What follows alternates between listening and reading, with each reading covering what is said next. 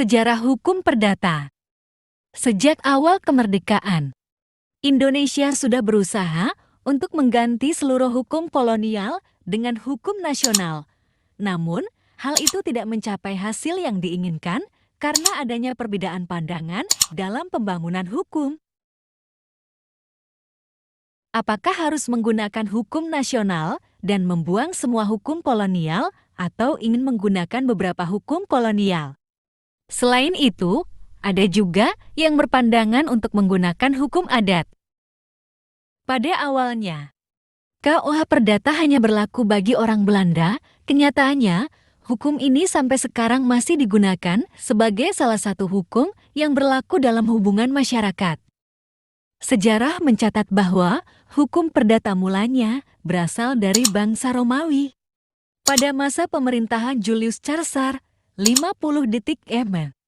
Hukum perdata ini juga diberlakukan di Perancis dan bercampur dengan hukum Perancis yang asli. Keadaan ini terus berlangsung hingga masa pemerintahan Louis XV. Pada masa pemerintahan Louis XV, diadakan usaha untuk menyatukan kedua hukum tersebut yang diberi nama Code Civil des Franchise. Pada tahun 1804, pada tahun 1807 diundangkan kembali menjadi Kode Napoleon.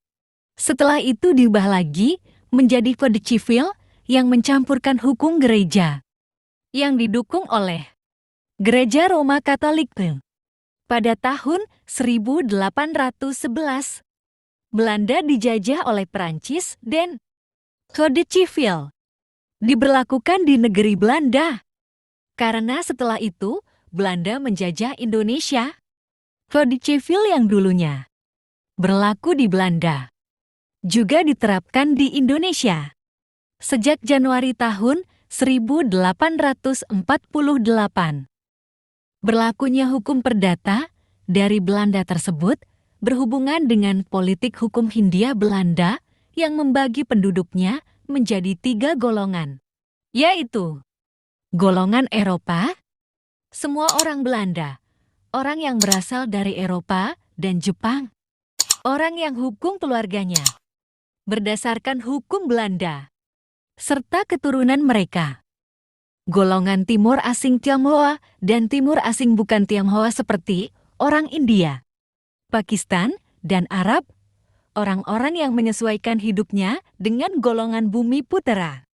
Penggolongan orang-orang tersebut diatur dalam pasal 163 is Indische Staatsregeling yang masih berlaku sampai sekarang berdasarkan pasal 2 Aturan Peralihan Undang-Undang Dasar tahun 1945. Hukum yang berlaku bagi masing-masing golongan diatur dalam pasal 131 IS yang berisi bahwasannya golongan Eropa berlaku hukum perdata dan hukum dagang atas dasar asas konkordansi. Bagi golongan orang Timur Asing Tionghoa berlaku hukum perdata yang diatur dalam Blue Burgerlijk Wetboek dan hukum dagang dengan beberapa pengecualian. Bagi golongan bumi putera berlaku hukum perdata adat, hukum yang tidak tertulis namun hidup dalam perilaku rakyat sehari-hari.